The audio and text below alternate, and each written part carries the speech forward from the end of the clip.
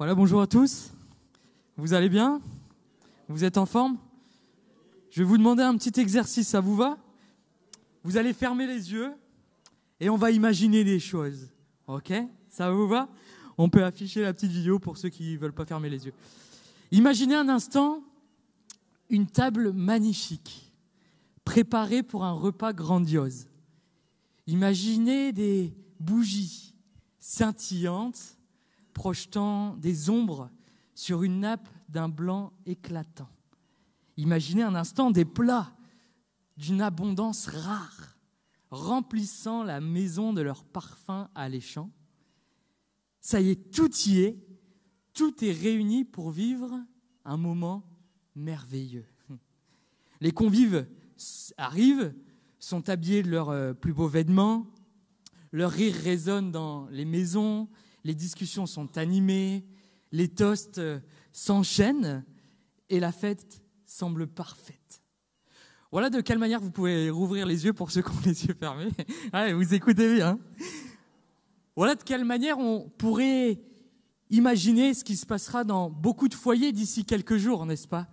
Une belle table, bien dressée, des bougies un petit peu partout, des décorations un petit peu partout, un repas où on a mis du temps à préparer.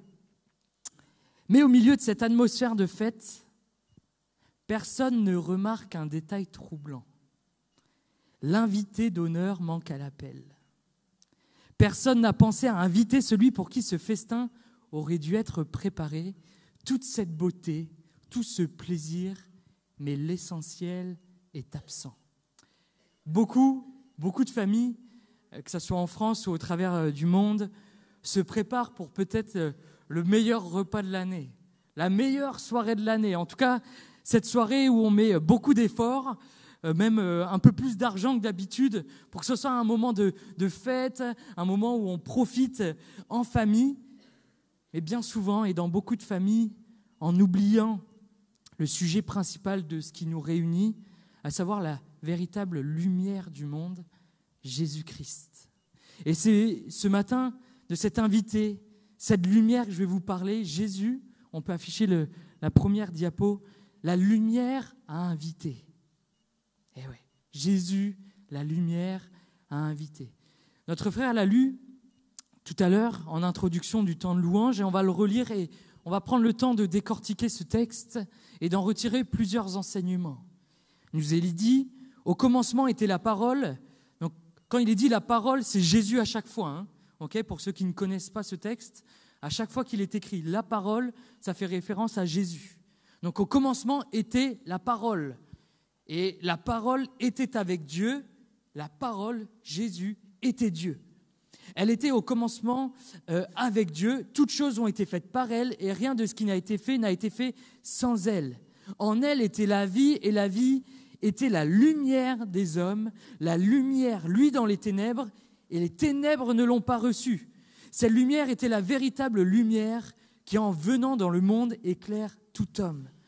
Elle était dans le monde et le monde a été fait par elle et le monde ne l'a pas connue. Elle est venue chez les siens et les siens ne l'ont pas reçue. Mais à tous ceux qui l'ont reçue, à ceux qui croient en son nom, elle a donné le pouvoir de devenir enfants de Dieu, lesquels sont nés non du sang, ni de la volonté de la chair, ni de la volonté de l'homme, mais de Dieu. Ce texte de Jean 1 est riche en enseignements. Et le premier point que j'aimerais que l'on souligne ensemble, c'est que Jésus est la lumière pour nous guider. On l'a lu ensemble, verset 9. Cette lumière était la véritable lumière qui, en venant dans le monde, éclaire tout homme. Quand vous prenez le volant, la route, la voiture, de nuit, vous faites confiance à vos feux de route, n'est-ce pas? On est d'accord, et heureusement. Vous ne dites pas « Ah, c'est mes feux de route, ils me montrent des choses qui ne sont pas réelles, je vais faire différemment de ce que mes feux de route me permettent de voir. » Quand on conduit la nuit, on fait confiance à nos feux de route. C'est logique. Mais est-ce qu'on fait confiance de la même manière à la lumière du monde? De la même manière. Jésus est cette lumière qui nous guide. Mais est-ce que je la laisse me guider? sur ma vie, sur le chemin de ma vie, sur ma route? Est-ce que je laisse la lumière de Jésus me guider? Est-ce que je laisse Jésus diriger ma vie? Est-ce que je laisse Jésus éclairer ma route? Jésus dira, je suis le chemin, la vérité et la vie. Jésus est le chemin. Il est celui qui nous permet d'avancer et nous approcher de Dieu sans crainte, sans peur, sans faire de fausses routes, sans nous tromper de chemin ou de prendre des raccourcis qui ne seraient pas bons. Non, Jésus est le chemin. Jésus est cette lumière qui nous a été envoyée sur la terre pour nous guider, pour nous diriger. Beaucoup cherchent Dieu au travers d'ouvrages, de livres, de religions, de méthodes spirituelles, pseudo-spirituelles. Beaucoup cherchent Dieu. Beaucoup cherchent un sens à leur vie. Beaucoup cherchent une raison d'exister. Je suis là, je vais essayer de donner du sens à ma vie. Je vais essayer de donner une raison à mon existence sur terre. Avoir une raison de me lever le matin pour avancer. Beaucoup cherchent cela. Mais la seule lumière qui peut nous guider, le seul véritable chemin, c'est Jésus. C'est Jésus. Alors on va aller un petit peu plus loin, toujours dans ce point. Les lecteurs de la Bible, récurrents de la Bible, connaissent ce texte d'Ésaïe 59. Ce texte d'Ésaïe 59, vous pouvez le relire à la maison, c'est un texte qui nous parle de manière prophétique de la venue de Jésus. Okay ? Mais après Ésaïe 59, il y a Ésaïe. Alors, excusez-moi. Vous êtes toujours peut-être... Alors, on va réouvrir bien les yeux et on va arrêter de penser à cette belle table. Ok ? Il y avait un beau poulet là, on arrête de penser à la dinde. Ok ? Après Ésaïe 59, il y a Ésaïe 60. Est-ce que on connaît bien Ésaïe 60 ? Alors, on va lire quelques versets d'Ésaïe 60. Ce texte, il est merveilleux et également, je vous encourage à le lire en entier. Il est dit ceci, « Lève-toi, sois éclairé car ta lumière arrive. Et la gloire de l'Éternel se lève sur toi. Voici les ténèbres couvrent la terre et l'obscurité les peuples.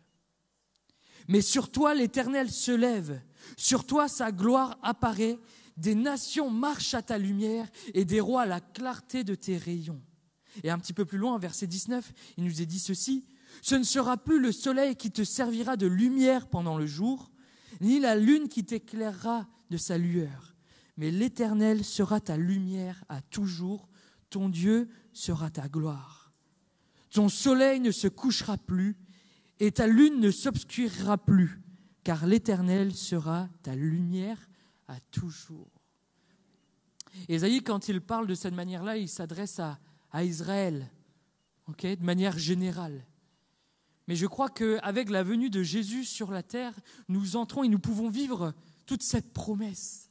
Et alors quand on laisse Jésus, la lumière du monde, venir et éclairer notre vie, éclairer notre chemin, alors, quelle que soit la saison que nous traversons, qu'il y ait le soleil dans notre vie, où nous voyons les arbres fleuris dans notre vie, il y a du fruit, il y a des résultats, il y a de bonnes nouvelles qui arrivent, ou alors que nous soyons en plein milieu de la nuit, dans les ténèbres, une période dans notre vie où ça ne va pas, où on a toutes sortes de peurs, toutes sortes de doutes, toutes sortes de choses qui sont remises en question, que ce soit le jour ou la nuit, cette lumière qui est Jésus resplendit.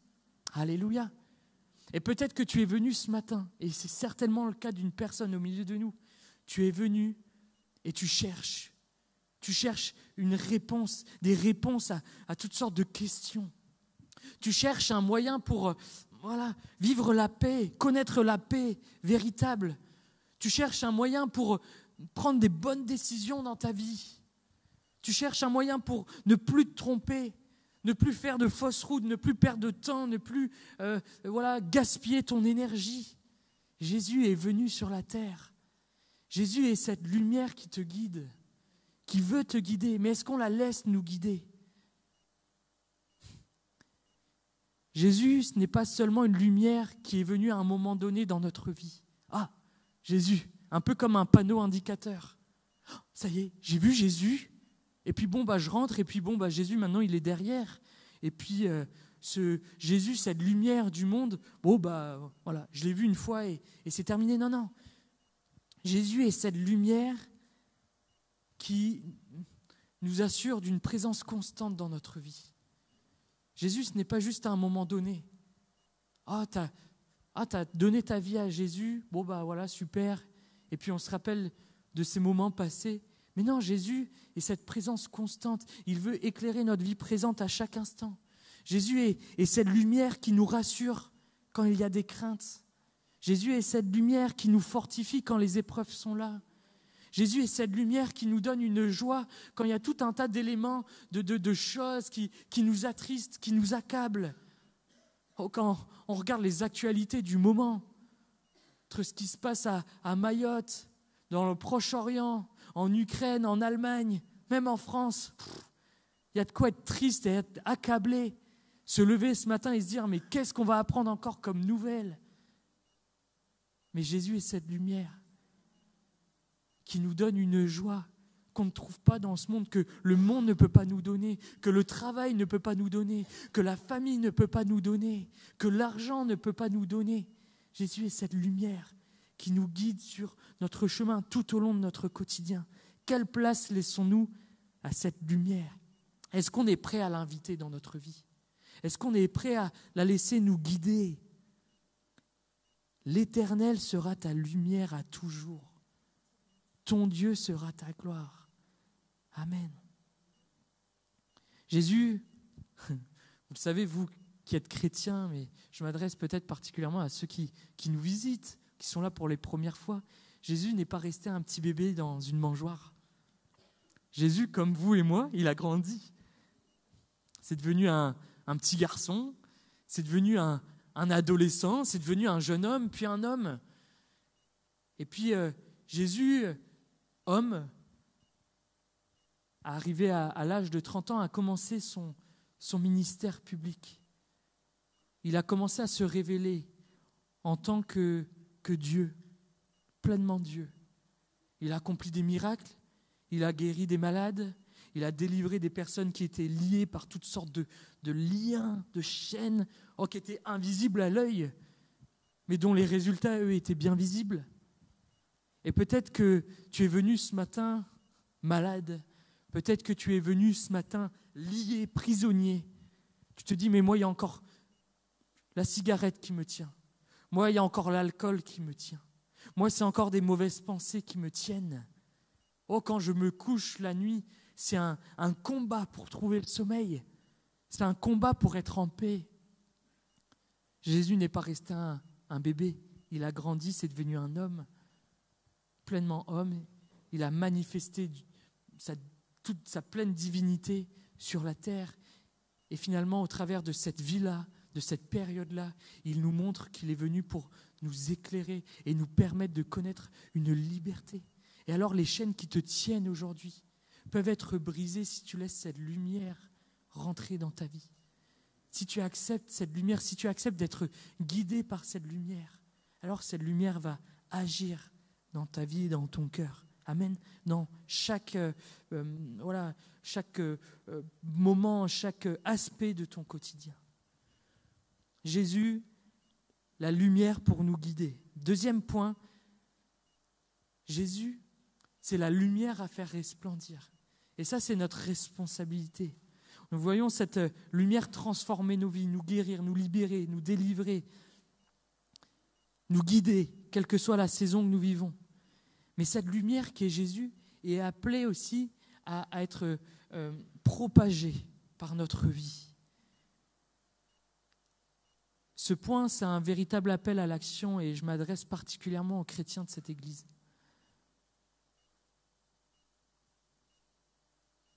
Comme Jésus est la lumière, il nous appelle à refléter cette lumière dans le monde. Peut-être que tu vas te dire, moi, pasteur, je n'ai pas beaucoup d'influence dans ce monde. Moi, carrément, être la lumière dans ce monde. Mais Jésus, il t'appelle à être cette lumière dans ta famille. Jésus, il t'appelle à être cette lumière dans ton couple, si tu es en couple. Jésus t'appelle à être cette lumière pour tes enfants, tes petits-enfants. Jésus t'appelle à être cette lumière dans ton travail. dans ton voisinage. On connaît tous ce texte de Matthieu 5 où Jésus dit ceci à ses disciples, « Vous êtes la lumière du monde. Une ville située sur une montagne ne peut être cachée et on n'allume pas une lampe pour la mettre sous le boisseau, mais on la met sur le chandelier et elle éclaire tous ceux qui sont dans la maison. Tous ceux qui sont autour de nous voient cette lumière. Que votre lumière luise ainsi devant les hommes, non pas pour qu'on puisse dire « Waouh, t'as une belle lumière, waouh, ta vie elle est belle, elle est formidable. » Non, non. Que votre lumière luise ainsi devant les hommes afin qu'ils voient vos bonnes œuvres et qu'ils glorifient votre Père qui est dans les cieux. Au travers de cette lumière que vous allez faire resplendir dans votre vie, les gens ils ne vont même pas vous voir finalement. Ils vont voir Jésus. Et cette lumière qui est venue dans votre vie, que vous laissez vous guider dans chaque aspect de votre quotidien, cette lumière, quand on la laisse être resplendie, quand on la laisse se propager, merci, autour de nous, ben les gens ils disent, mais lui, elle a quelque chose en plus, quelque chose de différent. Oh, ça sent quelque chose de bon. Oh, quand j'entends parler, wow, c'est jamais pour se moquer. Ce n'est jamais pour maudire quelqu'un. Ce n'est jamais pour enfoncer quelqu'un. Elle, quand elle parle, lui, quand il parle, oh, c'est bon à chaque fois. C'est bon, c'est vrai. Paul dira ceci, « Autrefois, vous étiez ténèbres avant de connaître Jésus. Et maintenant, vous êtes lumière dans le Seigneur. Marchez comme des enfants de lumière. Car le fruit de la lumière consiste en toutes sortes de bonté, de justice et de vérité. » Comme je le disais, marcher comme des enfants de la lumière, ça se voit. Marcher comme des enfants de la lumière, ça s'entend. Marcher comme des enfants de la lumière, ça se sent. Ça se sent. Je ne parle pas de l'odeur, de parfum. Okay, mais quand il y a un chrétien authentique, disciple de Jésus, qui a accepté cette lumière dans sa vie, oh, quand cette personne rentre dans une pièce, l'atmosphère de la pièce, elle change. Véritablement. Véritablement. Je discutais avec un de mes voisins il n'y a pas longtemps. Et voilà, quelques petits problèmes dans le syndic. Bon, le quotidien de propriétaires. Et commençait à dire, oh, c'est pas normal, ceci, cela, etc. On va faire connaître notre avis, notre opinion, machin et tout au syndic. Et je lui ai juste dit, mais est-ce que c'est vraiment important ? Est-ce que ce que tu me parles, voilà, des détails, des broutilles, est-ce que véritablement ça doit nous pourrir la vie, ça doit te pourrir la vie ? Il me dit, non, c'est vrai, tu as raison en soi. Et il me dit, mais merci, juste pour le fait de m'avoir éclairé et de me montrer que finalement ce que je prenais comme quelque chose d'énorme, véritablement c'était pas grand-chose. Un chrétien, il vient changer l'atmosphère d'une pièce, d'un endroit. Mon frère, ma sœur, tu vas être réunis autour de cette belle table. Si tu as l'occasion de te réjouir en famille ou entre amis, mais est-ce que quand tu vas rentrer dans la salle à manger, dans la cuisine, on va sentir quelque chose de bon ? Est-ce qu'on va entendre quelque chose de bon ? Est-ce qu'on va sentir, oh, bien plus que l'odeur de la dinde, mais est-ce qu'on va sentir une atmosphère de paix, d'amour, de vérité ? Cette lumière qu'est Jésus, elle est appelée à resplendir là où nous sommes. Qu'il croisse et que je diminue, dira Jean-Baptiste. Si je vis, dira Paul, ce n'est plus moi qui vis, c'est Christ qui vit en moi. Et finalement, voilà la clé pour vivre cela. Voilà la clé pour que nous puissions faire resplendir cette lumière qu'est Jésus dans notre vie. Que nous puissions nous-mêmes diminuer. Que moi, je puisse diminuer. Oh, dans des échanges, des discussions, des débats, est-ce que moi, je veux toujours avoir raison ? Est-ce que moi, je veux toujours avoir le dernier mot ? Ou est-ce que je veux laisser cette lumière qu'est Jésus resplendir et finalement amener une parole tout autre, une parole de sagesse, une parole d'amour, une parole de paix, qu'il croisse que je diminue. Seigneur, aide-moi à être cette lumière où tu m'as placé, dans mon couple, dans ma famille, dans mon travail. Et enfin, j'arrive à mon troisième point. Jésus, c'est une lumière à recevoir. Et finalement, les deux premiers points que nous avons vus, nous pouvons les vivre que si nous recevons cette lumière. Et pour tout vous dire, à la base, ce point-là, c'était mon premier point. Et puis ce matin, je réfléchissais, etc. Et je me suis dit, j'ai envie de terminer avec cela parce que pour moi, c'est finalement le point le plus important. C'est le point le plus important parce que s'il n'y a pas ce point-là, tout le reste, on ne peut pas le vivre. Ce texte de Jean 1 nous fait référence à ces trois passages. La lumière, lui, dans les ténèbres, et les ténèbres ne l'ont pas reçue. Le monde ne l'a pas connue, ne l'a pas reconnue. Elle est venue, donc cette lumière, chez les siens, et les siens ne l'ont pas reçue. Est-ce qu'on va recevoir cette lumière? Est-ce que ce matin, pour quelqu'un, ça va être l'occasion de recevoir enfin cette lumière? De dire, ça y est, j'abandonne toutes ces résistances dans mon cœur. Je laisse tomber toutes ces résistances dans ma vie, tous ces blocages, je veux les abandonner, je veux les laisser et laisser enfin cette lumière venir. Je veux enfin recevoir pleinement cette lumière dans ma vie. Jésus est venu mettre la lumière sur notre état. Et c'est la première chose qu'il est venu faire. Sur notre état d'homme pécheur, notre état d'homme perdu, notre état d'homme, de femme séparés de Dieu. Jésus est venu mettre la lumière sur cette destinée qui nous était tous réservée, d'être séparés de Dieu pour toujours, à cause du péché. La Bible, elle est très claire là-dessus. La Bible, il y a plusieurs textes qui nous disent que nous avons tous péché, qu'il y a au milieu de nous aucun juste, aucun méritant. Peut-être qu'il y a quelqu'un qui me disait il n'y a pas longtemps cette semaine, « Oh, moi j'ai fait beaucoup de bien dans ma vie. J'ai cherché à aider beaucoup de personnes. Et c'est louable, c'est très bien. Et notre monde irait bien mieux si on était tous dans cet état d'esprit-là. » Mais finalement, il manquait l'essentiel. Jésus. On peut faire beaucoup de bien. On peut ne pas avoir volé. On peut ne pas avoir menti. On peut ne pas avoir tué, trompé. Mais ce n'est pas pour autant qu'on sera en paix avec Dieu. La Bible est claire. Nous sommes tous pécheurs. Et Jésus est venu mettre la lumière sur cet aspect-là. Jésus est venu mettre la lumière sur cet état de notre cœur. Jésus est venu pour nous guider, on l'a vu dans mon premier point, nous aider dans notre quotidien. Mais Jésus est surtout venu pour nous permettre de trouver le salut. Et là, je m'adresse non pas à des chrétiens, non pas à des personnes qui viennent dans des églises, qui ont une relation avec Dieu. Je m'adresse à des personnes qui n'ont pas encore accepté Jésus dans leur vie. Jésus dira ceci à Zachée, c'est le chef des collecteurs d'impôts. Oh, cet homme-là, il n'était pas aimé. Jésus lui dira, le Fils de l'homme est venu chercher et sauver ce qui est perdu. Mon ami, désolé de te dire cela, quelques jours de Noël, c'est pas très réjouissant, mais c'est la vérité. Et moi, je suis un homme qui aime la vérité, j'aime quand on me dise les choses. Mon ami, si tu n'as pas accepté Jésus dans ta vie, tu es perdu. Tu es perdu. Et même si peut-être dans ta famille, autour de toi, il y a des personnes qui te parlent de Jésus, tu entends parler de Jésus, si toi, tu n'as pas reçu cette lumière, si tu ne fais pas le choix de recevoir cette lumière, alors tu es perdu.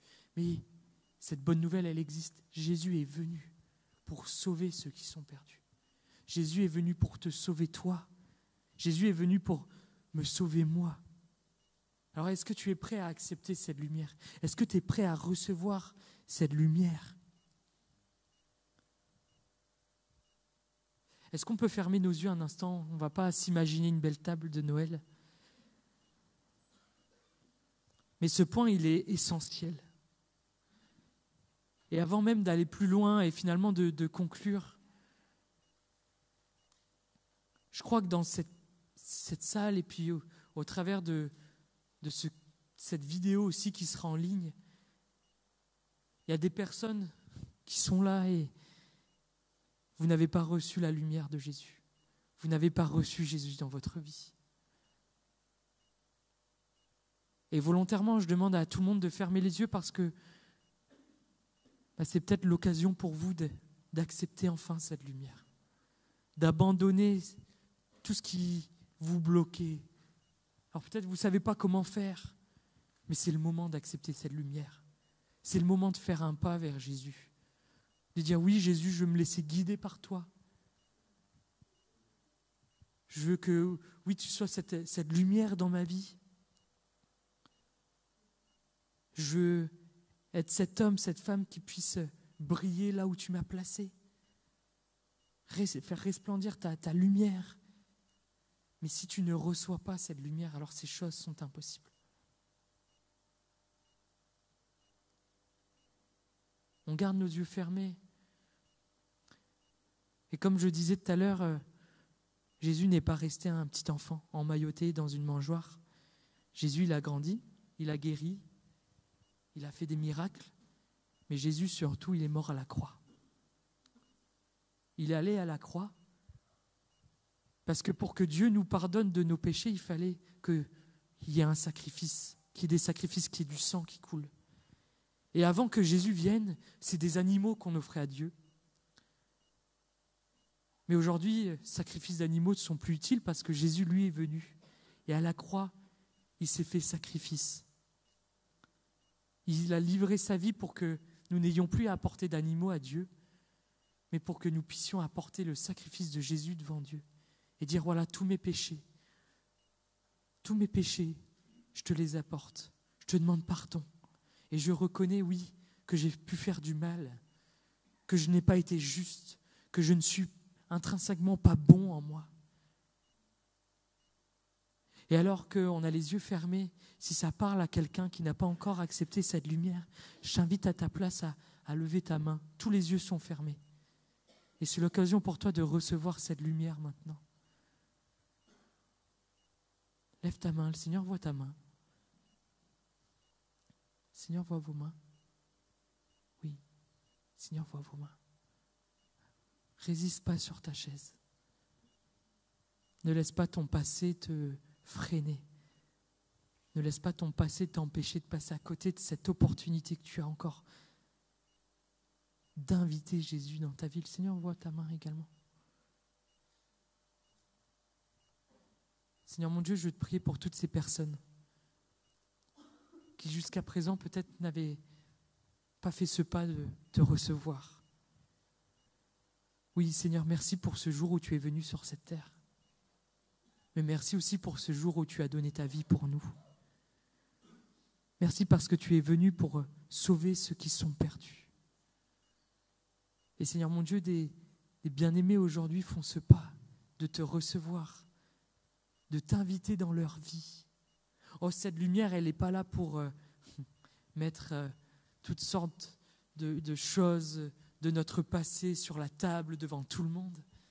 Mais cette lumière, elle est là pour, Seigneur mon Dieu, mettre la vérité sur toute chose. Et elle est surtout venue pour régler ces problèmes dans nos vies. Alors je te prie de bénir ces personnes, Seigneur, qui ont levé leurs mains, Seigneur mon Dieu, en cette journée, de les bénir, de leur permettre d'avancer avec toi. Oh, que tu puisses éclairer leur route, éclairer leur vie. Que ça soit en cette fin d'année l'occasion de bien terminer cette année. Peut-être d'éteindre toutes sortes de lumières dans notre quotidien qui prenaient beaucoup de place. Et de te laisser enfin illuminer leur cœur et leur vie, Jésus. Merci parce que quand nous te recevons, c'est ce que ce texte de Jean 1 nous dit. Quand nous te recevons, quand nous croyons en toi, en ton nom, tu nous donnes de devenir enfants de Dieu. Et je te remercie pour cette nouvelle vie que tu nous as donnée à tous. Cette nouvelle identité que tu nous as donnée. Ce cœur nouveau que tu nous as donné. Et je prie également pour que cette œuvre, mon Seigneur, d'une vie nouvelle, d'une nouvelle naissance, puisse s'opérer dans la vie de tous ces bien-aimés qui ont levé leurs mains ce matin. Que ton nom soit loué, que ton nom soit béni, Jésus. Amen. Alléluia, j'invite le groupe de louanges à s'approcher peut-être pour reprendre un chant. Et je vais conclure très rapidement, très simplement. Jésus est la lumière qui nous guide et qui nous accompagne au quotidien.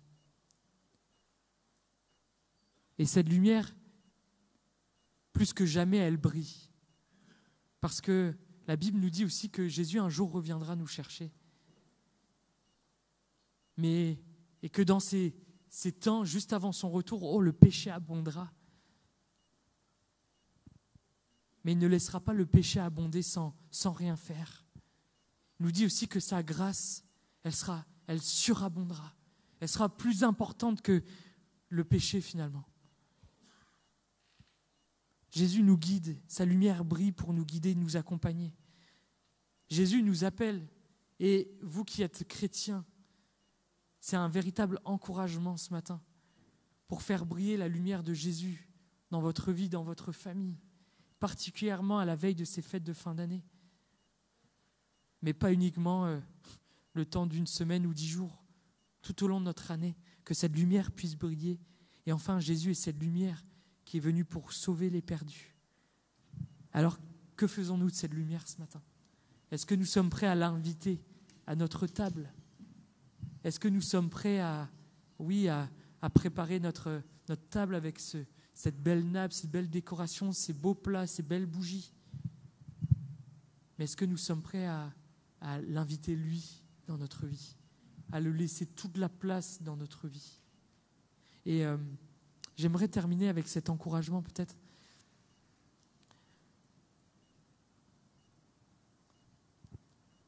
Ces temps de Noël, c'est un temps particulier. Et peut-être vous êtes dans une famille où Jésus n'est pas présent. Peut-être même on rejette Jésus. On se moque de Jésus. Et ces moments, je suis convaincu qu'il y a des personnes, vous craignez ces moments. Parce que d'un côté, on vous dit, mais allez, il faut resplendir la lumière de Jésus. Et puis d'un autre côté, vous êtes, mais si je commence à parler de Jésus, j'ai peur que ça va mettre du trouble. J'ai peur que ça vienne tout exploser dans la famille. Est-ce qu'on peut prier juste avant de prendre ce chant pour nous donner la sagesse ? Nous donner la sagesse. Pour avoir un bon mot au bon moment. Pour peut-être, si nous sommes dans une famille chrétienne, faire quelque chose que nous n'avons jamais fait jusqu'à présent le jour de Noël. Nous tenir la main et nous rappeler de ce que Jésus a accompli. Nous rappeler rapidement, pas comme moi ce matin, mais que Jésus a donné sa vie pour nous. Et que Jésus est la lumière du monde. Peut-être c'est avant de se réjouir et d'enchaîner les toasts, de prendre un chant ensemble, un chant de Noël qui célèbre le nom de Jésus. Que le Seigneur nous donne la sagesse pour vivre ces moments-là au milieu de nous, dans nos familles. Est-ce qu'on peut se lever ensemble ?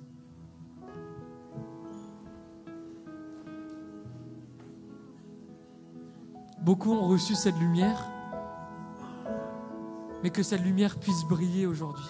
Que cette lumière puisse briller dans cette période de fin d'année et puis dans les semaines, les mois qui vont arriver. Que cette lumière puisse briller. Seigneur mon Dieu, je te remets tous ces moments à venir, ces jours, ces semaines à venir. Oui, pour beaucoup, nous aurons l'occasion de profiter en famille. Nous aurons l'occasion de nous retrouver autour d'une table, de nous régaler de bons repas. Seigneur mon Dieu, mais nous ne voulons pas vivre ces moments sans prendre un instant pour se souvenir de ce que tu as fait. Que cette fête de Noël, c'est un jour qui nous permet de nous souvenir particulièrement qu'un jour, oui, tu es venu. Et tu es venu pour nous sauver. Tu es venu pour nous libérer, tu es venu pour nous guérir. Alors je te prie de nous donner à chacun, mon Seigneur Jésus, la sagesse qu'il faut pour ne pas être des éléments qui vont exploser des familles, mais pour nous permettre d'amener cette lumière à scintiller un court instant dans notre famille, Jésus. Tu vois, les familles où il y a des tensions, où il y a de la pression, Mon Seigneur, que tu puisses mettre l'unité, l'amour dans ces familles. Je prie d'équiper chacun d'entre nous en cette journée. Peut-être pour évoquer simplement ta naissance, peut-être aller un petit peu plus loin et prier, peut-être prendre un chant et célébrer ta venue sur la terre. Mon Seigneur, je prie pour chacune des familles représentées, afin qu'il y ait un moment, un temps, où nous nous souviendrons de ce que tu as fait et de ce que tu as accompli pour nous, Jésus. Merci parce que tu es cette lumière et nous te recevons dans nos vies. Que ton nom soit béni, Jésus. Amen.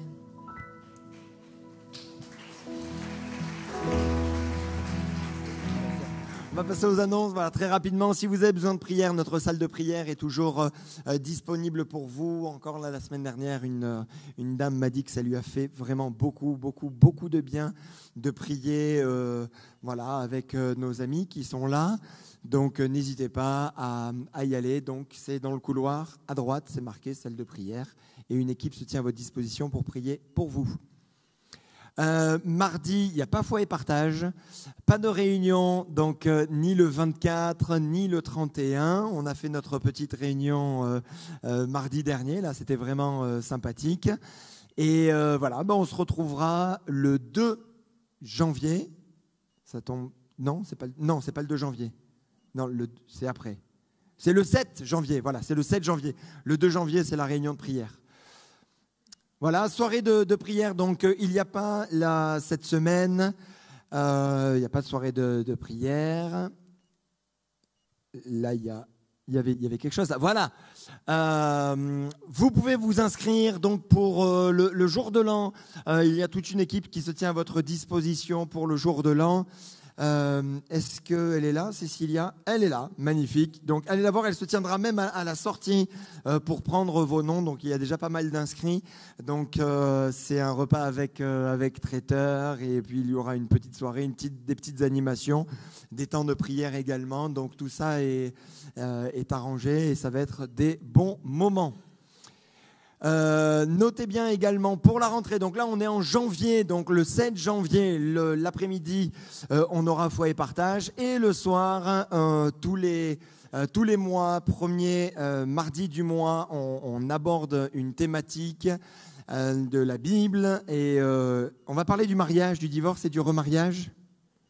On commence bien l'année. Il y avait beaucoup de questions là-dessus. Donc, on va voir ce que la Bible dit. On va parler, bien sûr, également des fiançailles. Vous savez, on entend pas mal de choses également au niveau des couples, des unions libres. On entend parler de célicouples, donc des personnes qui sont en couple mais qui vivent en célibataire. Mais qu'est-ce que la Bible, elle dit de tout ça? Donc, on va un petit peu creuser tout ça et voir ce que la Bible dit là-dessus, sur tous ces points. Soirée couple, voilà, notez bien le samedi 11 à 17h sur la thématique renouveler son regard sur l'autre, garde d'enfants assurée. Donc notez bien cette date, bien sûr c'est venir en couple, hein. Vous ne pouvez pas venir tout seul pour un moment couple, non, il faut venir donc à deux, et Parfait et l'INSEE seront là pour conduire justement ces moments. Si vous n'avez pas encore répondu au sondage, là à la sortie vous avez un QR code pour répondre au sondage, on en a besoin pour avoir vos retours. Ce serait bien aussi pour ce jour-là, mais on le redira, d'apporter des petites choses à grignoter, faire un petit goûter, des petits gâteaux, tout ça, comme ça on passe un bon moment ensemble. Donc notez bien cette date pour janvier à la rentrée. Notez également que le 12 janvier, après le culte, on fait notre apériculte spécial galette. Donc vous savez faire des galettes des rois?